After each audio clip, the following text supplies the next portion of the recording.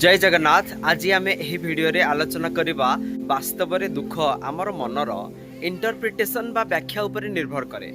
केबे भाविछ से समान घटना काहाकू दुख रे भांगी देउची आउ काहाकू बहुत आगो को जीवा को प्रेरणा देउची। एक इंटरव्यू काहाकू एक्साइटमेंट दउची आउ काहाकू एंजाइटी दउची, नर्वस फील कराई दउची। किए वर्षा हेले आनंद रे नाचुची आउ किए दुखी हो जाउची। परीक्षा रे फेल हेले जने डिप्रेशन को जाउची आउ जने आगामी परीक्षा केमती भल हबो सेति प्रस्तुतिकरण करुची।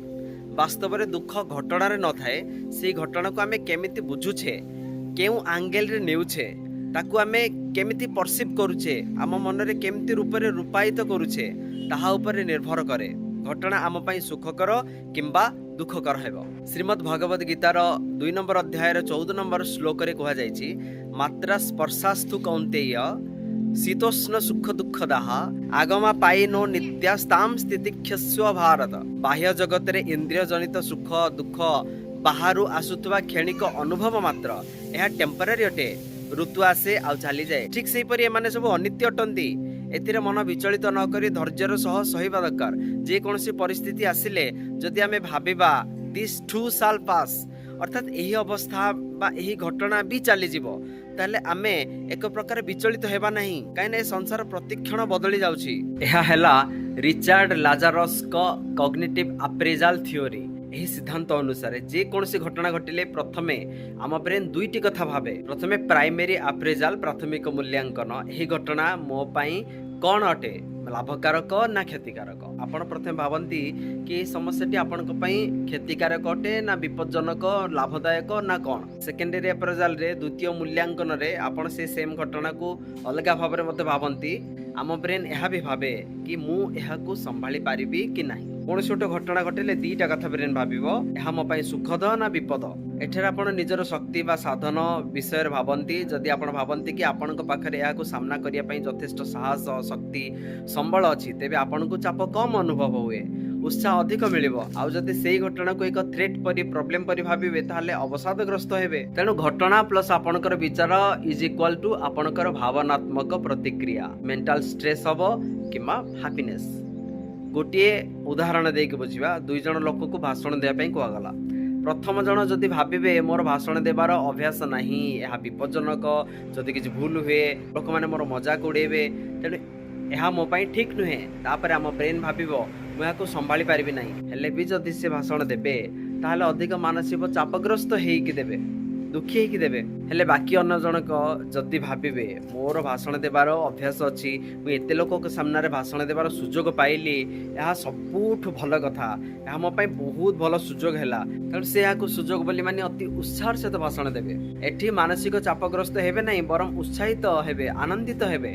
तेणु समान घटना एक भिन्न भिन्न लोकंक भावना अनुसार काकू सुखी बा दुखी भी कर दे पारे। तेणु when you change the meaning you change the emotion. तेणु सब घटनार एक नेगेटिव इंटरप्रिटेशन आ पॉजिटिव इंटरप्रिटेशन परी आमे एक इंटरनल मीनिंग देउछे, एक व्याख्या देउछे, आ सेही अनुसार आमे घटना रे प्रभावित हुअंती एवं प्रतिक्रियाशील हुअंती। तेणु बहुत समय सेम एक्शन हेले भी डिफरेंट रिएक्शन होई थाए, डिफरेंट इमोशन होई थाए। तेणु सेतिपई कहा जाय we suffer more in imagination than reality. भय अपेक्षा भयर कल्पना अधिक भयंकर अटे। तेणु भविष्य रे जदि आम पाखे कौनसी दुखद बा सुखद परिस्थिति आसे, सेतिरे आमे रीथिंक करिवा दरकार। आमे पुनर्बार गभीर भाव रे भाबिबा दरकार जे ही घटना मो पई कौनसी ना कौनसी एक प्रकार मंगल पई हेछि, किछि ना किछि शिक्षा मते मिलिबा उचित। कारण संसार को आमे जेमिति परसीव करंती सेमिति आम सामने से प्रतीत हुए। कारण बाह्य जगतर कौनसी वस्तु बा पदार्थ काहाको सुख बा दुख दे पारिबो नहीं, यह आम मनस्थिति उपर ही निर्भर करे। श्रीमद् भागवतर 11 स्कंधर 23 नंबर अध्यायर 42 नंबर श्लोक रे वर्णना अछि, नायम जनो में सुख दुख हेतुर न देवतात्मा ग्रह कर्म कालः मनः परम कारणमामनन्ति संसार चक्रम परिवर्तयेत्। यार अर्थ होजी आमर सुख एवं दुखर कारण कहीं लोक नुहंती, देवता नुहंती, आत्मा नुहंती, कौनसी ग्रह नुहंती, कौनसी कर्म नुहे, कौनसी समय बा काल नुहे, मन ही प्रधान कारण जहाँ संसार चक्र को घुराए। यही श्लोक अनुसार आमे जो सुख बा दुख अनुभव करुचे सेतिर अन्य लोक, भाग्य, ग्रह, नक्षत्र, समय दायी नुहे। ଆମର ନିଜ ମନ ହିଁ ସବୁଠାରୁ ବଡ଼ କାରଣ।